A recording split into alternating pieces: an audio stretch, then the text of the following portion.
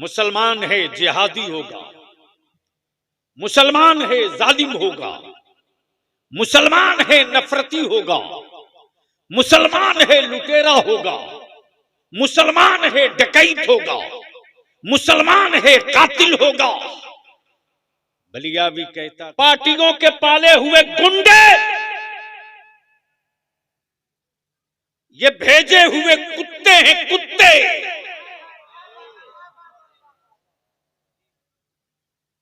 जो गलत हरकतें करते और बदनाम आलिम और मुसलमान होता। इसलिए कि दुनिया का कुफ्र मेरे पैगंबर की तारीख पढ़ करके तब मातम कर रहा है।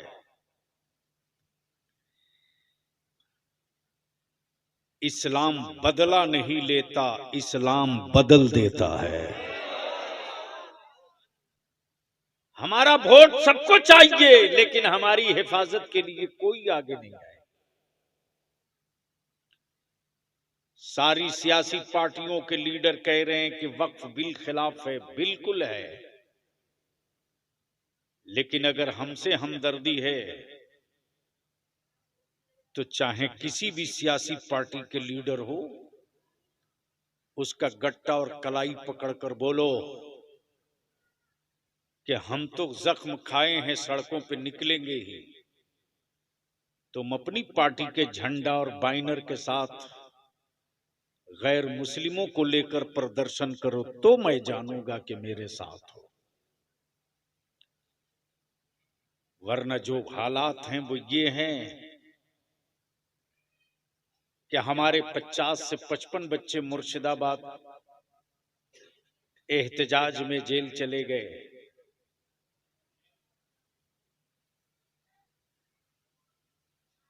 बेईमानों ने बदतमीजियां की। इस्लाम किसी भी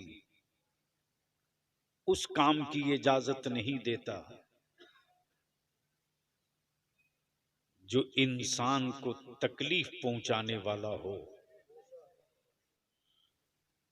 बलियावी की गुफ्तगू का 2-3 पार्ट होगा।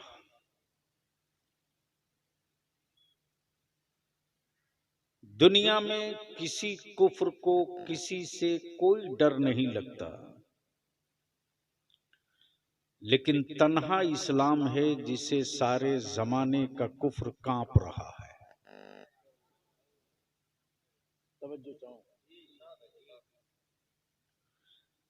आखिर वजह क्या है? जबकि मेरे पैगंबर सल्लल्लाहु अलैहि वसल्लम ने अपनी उम्मत को, अपने आशिकों को, अपने गुलामों को बदला लेने का कहीं भी तरबियत नहीं दी।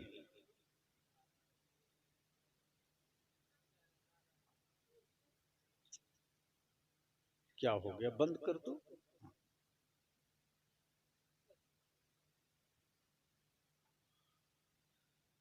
फिर भी पूरी दुनिया में एक तूफान है जिसको देखो उसी को इस्लाम से तकलीफ, और इस्लाम तन्हा मजहब है जिसको किसी से कोई दिक्कत और तकलीफ नहीं है। आखिर तकलीफ की वजह क्या है? तो इसी भारत में जब किसी धर्म विशेष के लोगों ने उनकी आइडियोलॉजी, उनके संस्कार, उनके कर्तव्य और उनके बड़े बड़े मजहबी रहनुमाओं ने भारत के उन दबे कुचले दलित पिछड़े जंगलों बयाबान में रहने वाले गरीबों की बेटियों के बदन से कपड़े उतरवा दिए, और ये कह करके कि कपड़ा पहनने का राइट तुमको नहीं है।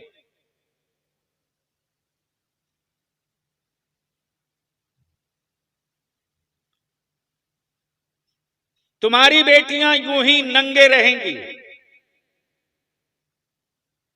और सामंतवादियों की औलादें उन्हीं जिस्मों से अगर खेल जाएं तो उस पर कोई कानून या कोई हुक्म या कोई अदालत सजा नहीं सुनाएगी।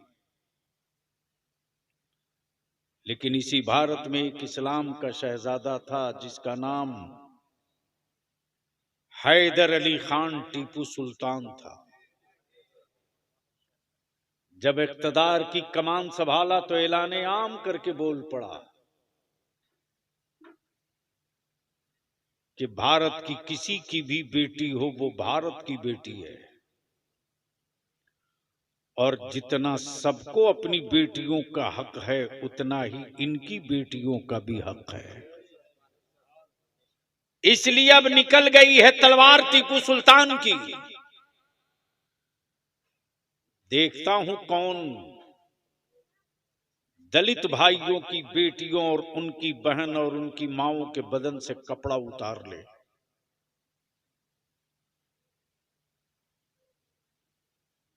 अरे क्या कर रही है?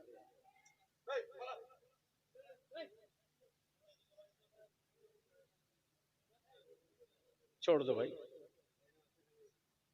बच्चे हैं। आखिर वजह क्या है?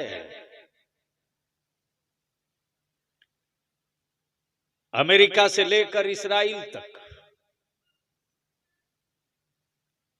भारत से लेकर हर उस मुल्क तक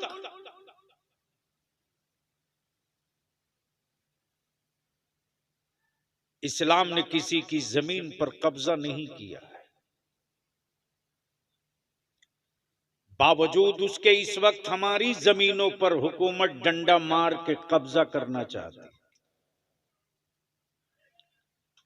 ये वक्फ की जमीन और जायदादें मुगलों की दी हुई खैरात नहीं है। यह हमारी बनी हुई मस्जिदें और मस्जिदों के मीनारे हुकूमत के सिक्कों से नहीं बने हैं।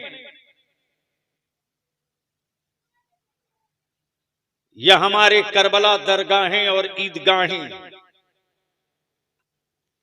इनमें हुकूमतों की कोई ईंट नहीं लगी है।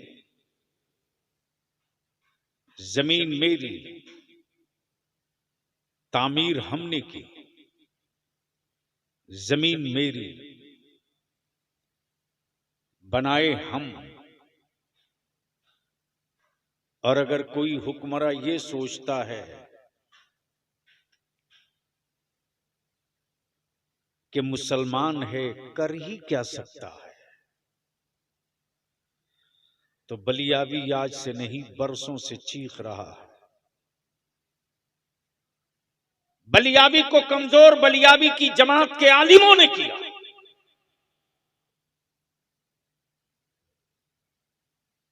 बीस साल पहले मैं बिहार, बंगाल, झारखंड, उड़ीसा में घूम घूम कर कहते रहा, फार्म जिला जिला भेजते रहा कि अहले सुन्नत के लोगों अपनी अपनी मस्जिद, अपने अपने मदरसे, ईदगाहों की डिटेल भर के डायरेक्टरी बना लो। लेकिन आलिमों ने तवज्जो नहीं दी। बरसों से चीख रहा हूं नशा से बाहर निकलो।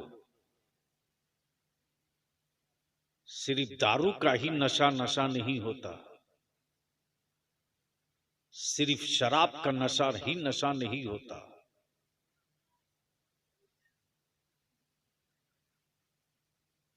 गफलत में अपनी नस्लों को छोड़कर जाना ये नशा से कम भी नहीं होता। वही किया। ए बेटा बैठ जाओ, बैठ जाओ बेटा, बैठ जाओ। क्यों खड़ी हो, या घर जाओ। जगह नहीं है शायद बच्चे को बैठने के लिए, कोई बात नहीं। इसलिए आज बलियाबी की थोड़ी देर गुफ्तगू बड़ी संजीदगी से सुन लीजिए। मैं जानता हूं कि इस वक्त हमारे बच्चों को तरबूज बना दिया गया है। याद होगा इसी मालदा के कई इजलास में मैंने कहा था ये सेक्युलरिज्म और कॉम्युनलिज्म धोखा है, धोखा। सबको हमसे सत्ता चाहिए, हमारे बच्चों का हक कोई नहीं देगा। हमारा वोट सबको चाहिए, लेकिन हमारी हिफाजत के लिए कोई आगे नहीं आए। सारी सियासी पार्टियों के लीडर कह रहे हैं कि वक्फ बिल खिलाफ है, बिल्कुल है, लेकिन अगर हमसे हमदर्दी है तो चाहे किसी भी सियासी पार्टी के लीडर हो, उसका गट्टा और कलाई पकड़कर बोलो कि हम तो जख्म खाए हैं, सड़कों पे निकलेंगे ही। तुम अपनी पार्टी के झंडा और बैनर के साथ गैर मुस्लिमों को लेकर प्रदर्शन करो तो मैं जानूंगा कि मेरे साथ हो, वरना जो हालात हैं वो ये हैं कि हमारे 50 से 55 बच्चे मुर्शिदाबाद एहतजाज में जेल चले गए।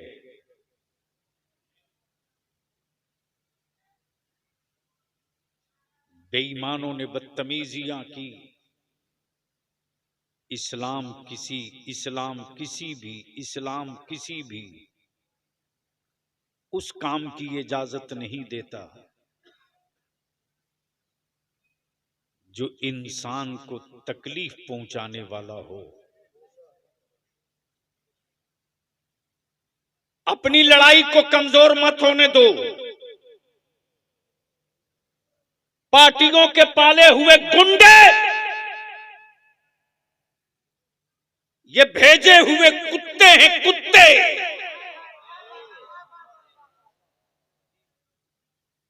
जो गलत हरकतें करते और बदनाम आलिम और मुसलमान होता। इसलिए कि दुनिया का कुफ्र मेरे पैगंबर की तारीख पढ़ करके तब मातम कर रहा है।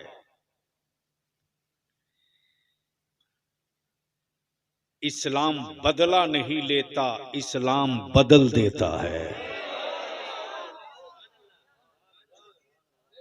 इस्लाम बदला नहीं लेता, बदल देता है। और आज कुफ्र उसी से डरा हुआ है।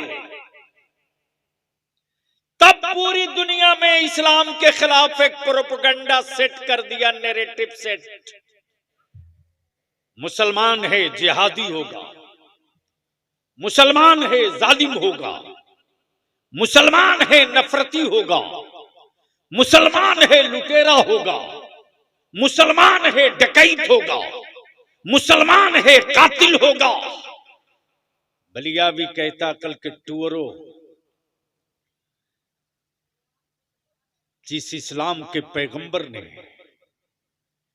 जंग के मैदान में पकड़े हुए कैदियों के हाथों की रस्सियां बंधी हों और बंधी रस्सियों की दर्द के दर्द से कैदी चीख रहे हों, तो रहमत आलम फरमावे, मेरे सहाबा ये लोग क्यों दर्द से कराह रहे, ये कराहने की आवाज कहां से आ रही।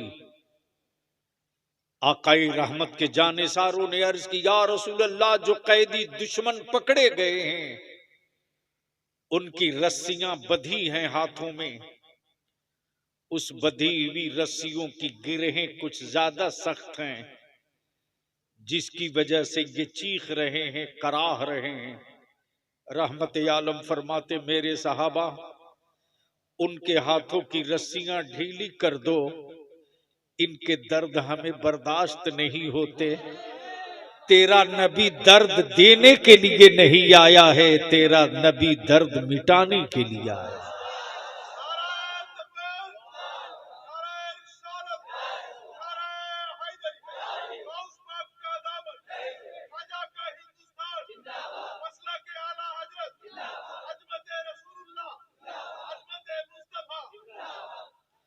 दर्द तो हमने बर्दाश्त किए,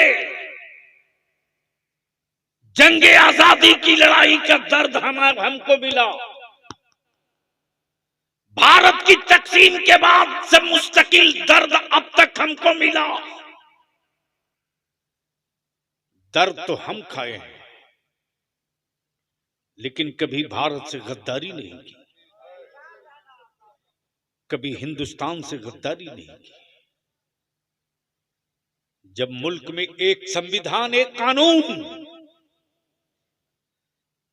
जब एक आईन, एक संविधान, तो याद रखो हुक्मरानों, जो ईमान वाला शहादत का जाम पीकर अंग्रेजों को भगाना जानता है, वो ख्वाजा का गुलाम भारत को बचाना भी जानता है। नारे तकबीर, नारे तकबीर, नारे रिसालत। मेरे ख्वाजा का हिंदुस्तान, मेरे ख्वाजा का हिंदुस्तान। मसलके आला हजरत हजरत अल्लामा मौलाना गुलाम रसूल बलियाबी साहब किबला। नारे तकबीर, नारे रिसालत। जख्म खाकर मुस्कुराते रहना, ये मेरे नबी की सुन्नत है। जख्म खाकर मुस्कुराते रहना, ये मेरे मुस्तफा की सुन्नत है। लेकिन बलियाबी तो परेशान है यार। फेसबुक, व्हाट्सएप पे कुछ मुल्ले हमारी औलादों को तख्ते मश्क बनाना जानते, जिनको ये भी पता नहीं कि इस वक्त बिल कानून में क्या है। वो कहते कि बलियाबी साहब क्या कर रहे हैं, इनका जमीर कब जागेगा। और जब बलियाबी कहता है कि 10 अप्रैल को मैंने मीटिंग बुलाई है, आपका जमीर जाग गया हो तो मीटिंग में तशरीफ लाइए, तो कोई जवाब नहीं आता। जो पहला काम है वो ये है कि हमको गैरों ने नहीं, अपनों ने लूटा है। चाहे हिंदुस्तान के बंगाल का वक्फ बोर्ड हो, या बिहार का हो, या यूपी का, या गुजरात का, या महाराष्ट्र का, या कहीं का, हर वक्फ बोर्ड का चेयरमैन मुसलमान था। हर वक्फ बोर्ड का, हर वक्फ की प्रॉपर्टी का मुतवल्ली मुसलमान था। फिर वक्फ की जमीनें बिकी कैसे? वक्फ की जमीनों को बेचा किसने? और जिसने बेचा उस पर कानूनी कार्रवाई करके जेल भेजा क्यों नहीं? बलियाबी को खूब पता है कि वक्फ बोर्ड में जो लोग बैठे हैं वो गैर मुस्लिम नहीं, मुसलमान हैं। क्लर्क भी मुसलमान, किरानी भी मुसलमान। लेकिन अगर कोई चला जाए वक्फ बोर्ड में मस्जिद के काम से, मदरसे के काम से, दरगाह खानकाह के काम से, इमामबाड़ा करबला के काम से, तो वक्फ बोर्ड में बैठे हुए जो कर्मचारी हैं समझते हैं कि खुराक आ गई है, जितना नोच सकते हो इसको नोच के खा जाओ। इससे भी आप इनकार नहीं कर सकते। लेकिन लड़ाई तो होगी। अच्छा, एक बात मैं पूछूं कि लड़ाई समझ कर लड़नी चाहिए या बगैर समझे लड़नी चाहिए? जोर से बोलो ना। इतने बड़े मजमे में कोई एक आदमी है जो हमको समझा सके कि इस कानून में हमारे खिलाफ कौन कौन सा पॉइंट है?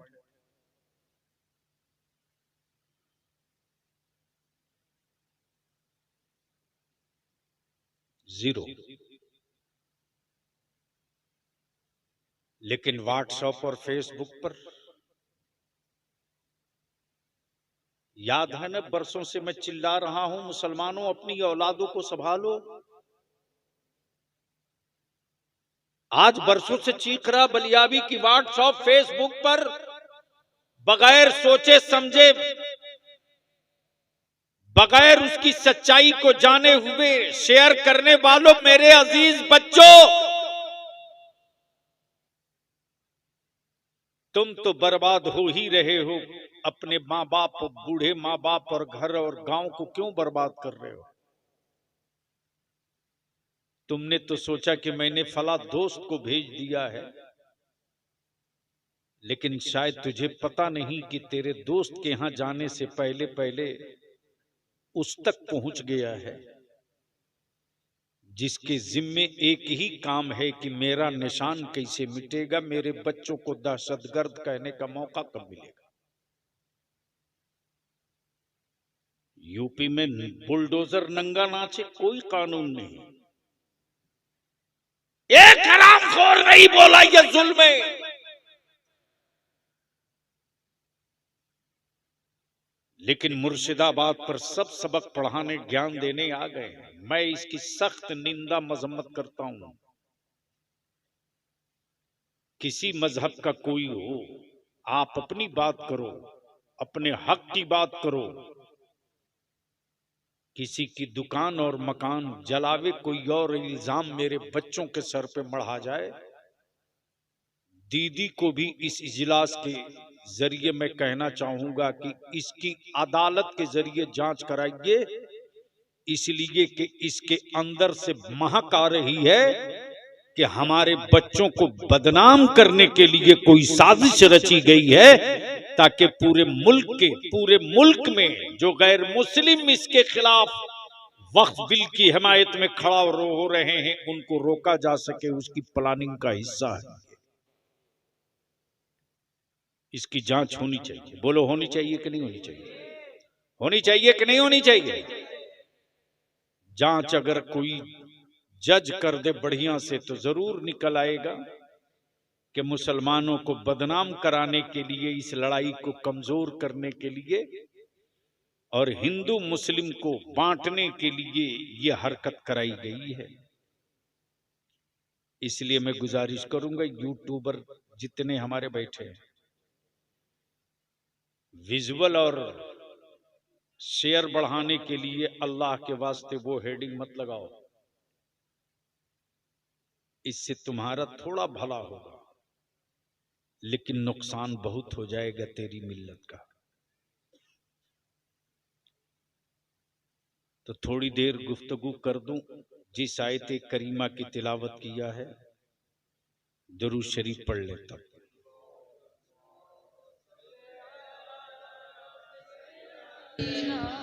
मौलाना मोहम्मद वाला आले, मौलाना मोहम्मद सल्लल्लाहु तआला अलैहि वसल्लम। अब ज़हन को करीब,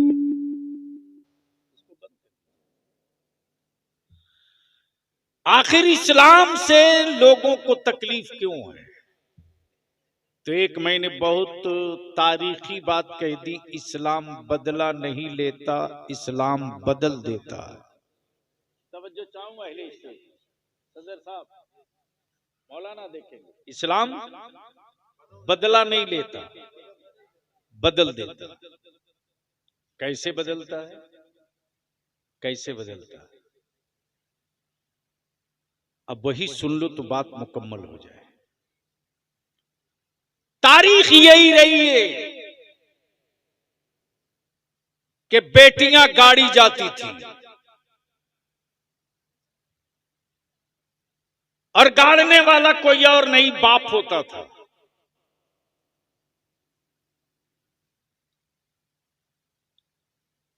बेटियों की आबरू लूटने वालों को जो माला पहनावे,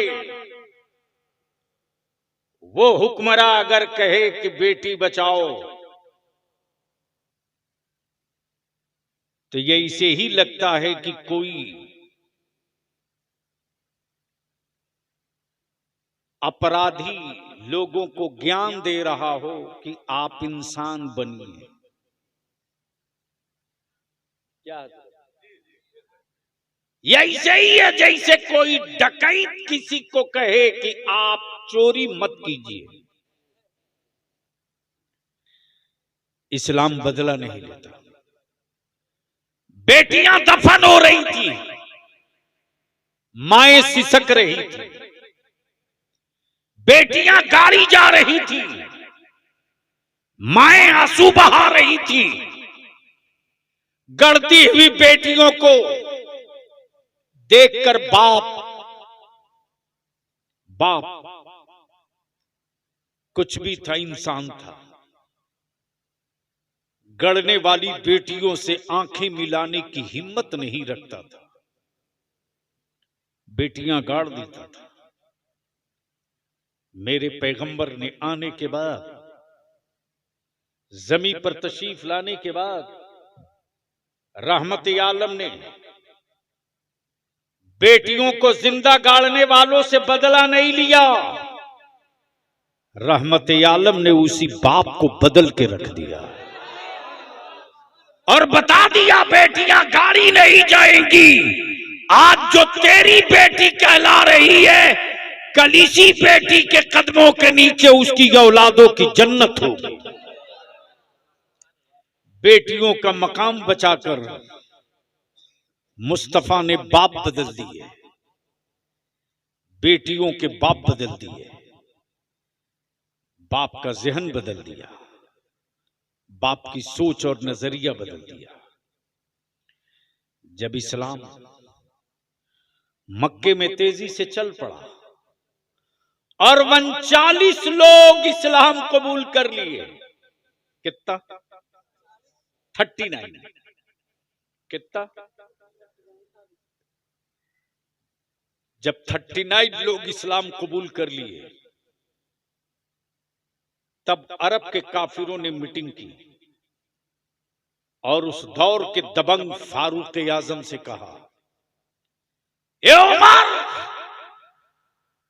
39 लोग मुसलमान हो गए, हम पूरी ताकत लगा दिए पैगंबर इस्लाम के खिलाफ प्रोपेगेंडा करने में। जादूगर कहे माजल्ला कामयाब न हुए, साहिर कहे कामयाब न हुए, पत्थर मारे कामयाब न हुए, राह में कांटे डाले कामयाब न हुए, बदन पे गंदगी पे कूड़े फेंके कामयाब न हुए, उनके घर का घेराव किया, कामयाब ना हो सके, काबे के तवाफ से रोक दिया, कामयाब ना हो सके।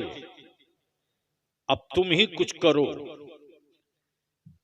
तब उस दौर के उमर ने तलवार ली और लेकर निकले, ये कहते हुए कि जब मैं नबी को ही नहीं रहने दूंगा तो इस्लाम कहां रहेगा, जब रसूल ही को नहीं छोड़ूंगा तो इस्लाम कैसे रहेगा।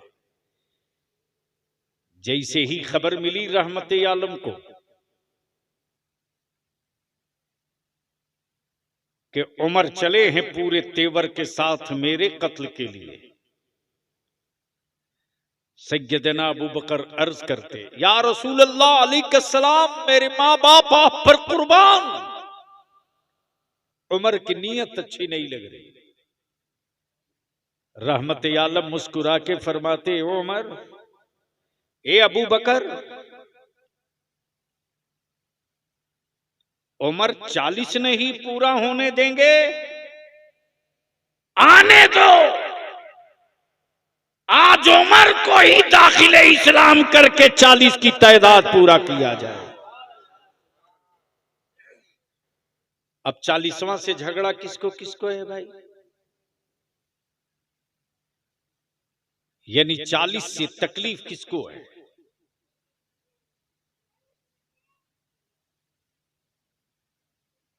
इस पर फिर कभी इस इलाके में आएंगे, कोई याद दिला देगा तो गुफ्तगू लंबी हो जाएगी। चूंकि डॉक्टर के एडवाइस के हिसाब से मैं कुछ ज्यादा आगे जा रहा हूं।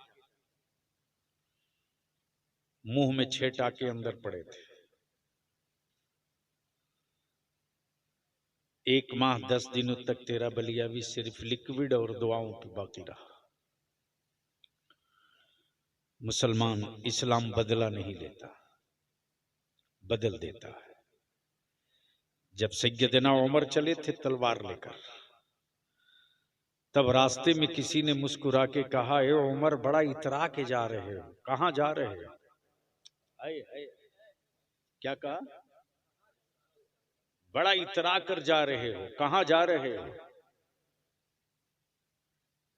तब सैयदना उमर ने यही कहा था कि मैं जा रहा हूं उनका काम तमाम करने। आए हाय, कहने वाले ने कहा उनकी तरफ बाद में जाना, पहले अपने घर की खबर ले लो। कब बोलोगे यार, बोल दो, समझो चाहो क्या कहा? पहले अपनी बाड़ी की खबर लो। अब तो बोल दो बंगाल के बाड़ी वालों।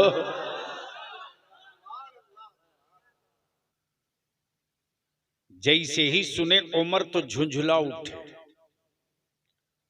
लौटे घर।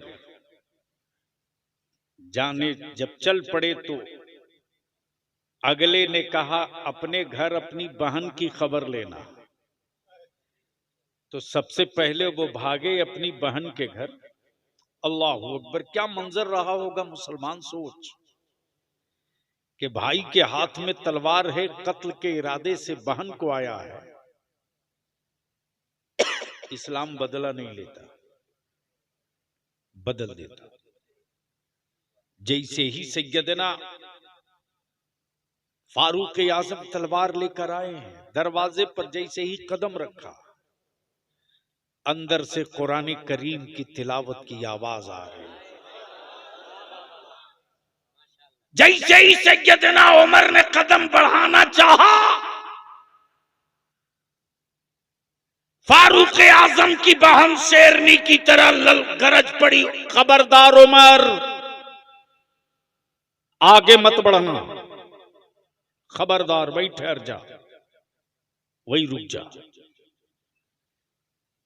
फारूक आजम कहते, ए बहन तुम क्या पढ़ रही थी? एक बार और पढ़ दो।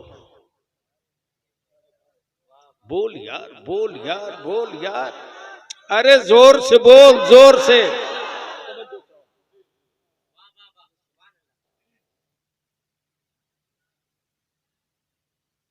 अरे अभी कितने दिन हुए सत्ता संभाले तुझको? क्या क्या तूने बेच दिया? ये उस उमर की बात बलिया भी कर रहा जिस उमर के इक़्तिदार में कभी सूरज नहीं डूबा था।